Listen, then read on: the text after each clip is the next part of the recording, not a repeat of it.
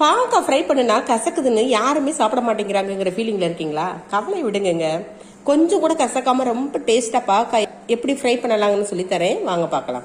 பேன்ல எண்ணெய் காஞ்சதும் கடுகுந்த பருப்பு, கொஞ்சம் சீரகம், கருவேப்பிலையை போட்டு தாளிச்சிட்டு நறுக்கி வச்சிருக்க வெங்காயத்தை போட்டு நல்லா வதக்கி விட்டுருங்க. எந்த அளவுக்கு வெங்காயம் சேர்க்குறீங்களோ அந்த அளவுக்கு பாவக்காய் வந்து கசக்காது. வெங்காயம் வதங்கிருச்சுங்க. இப்போ நீங்கள் நறுக்கி வச்சிருக்கிற பாவக்காயை தண்ணியில் போட்டு நல்லா அலசிட்டு வெங்காயத்தோட போட்டு நல்லா வதக்குங்க. தேவையான அளவு உப்பும் போட்டுக்கோங்க. பாவக்காயில் இருக்க தண்ணி சத்து எல்லாம் இப்போ வத்திருச்சு. ஸ்டவ்வை லோ ஃப்ளேமில் வச்சு கொஞ்ச நேரத்துக்கு ஒரு தடவை கிளறி விட்டுக்கிட்டே இருங்க. பாவக்காய் இந்த அளவுக்கு வெந்ததும் 2-3 பூண்டு இதில் தட்டி போட்டு ஒரு 1.5 டீஸ்பூன் சாம்பார் பொடியை போட்டு தேவைப்பட்டா இன்னும் கொஞ்சம் எண்ணெய் ஆட் பண்ணி கிளறி விட்டுக்கிட்டே இருங்க. ஸ்டவ் லோ ஃப்ளேம்லேயே வச்சு நம்ம வதக்குறதுனால கொஞ்சம் டைம் ஆகத்தான் செய்யும். பாவக்காய் இப்போ நல்லா வெந்து மசாலா எல்லாம் கலந்துருச்சு. இப்போ துருகி வச்சிருக்கிற தேங்காய் பூவை அதோட சேர்த்து இறக்கி வச்சு சாப்பிட்டு பாருங்க. சுவை எப்படி இருந்துச்சுங்கிறத கமெண்ட்ல சொல்லுங்க.